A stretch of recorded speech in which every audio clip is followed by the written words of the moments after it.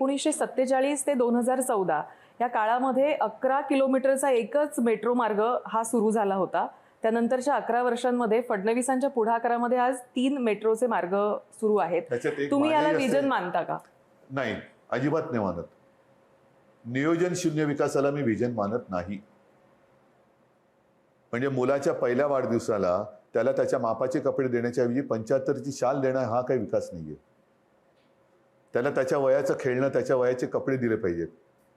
तुम्ही त्याला जर का तेव्हा शाल, श्रीफळ, पुष्पगुच्छ दिला 75ला लागेल म्हणून, हा विकास नाही. हा भ्रष्टाचार आहे कॉन्ट्रॅक्टरसाठी केलेला. आणि म्हणून मी म्हणतो ना की माझ्याही हस्ते मेट्रो 2चं लोकार्पण झालं होतं ना. आम्ही सुद्धा मुंबईमध्ये BSTच्या इलेक्ट्रिक बसेस आणायला सुरुवात केलीच होती ना. प्रवासी सेवा आम्ही माफक दरात देतच होतो ना. मेट्रो कशाला एवढ्या केल्या तुम्ही?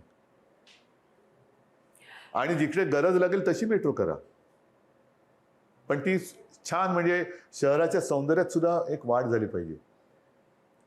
पण काही आता परत ते कुठली तरी टॅक्सी आणतात, पॉट टॅक्सी.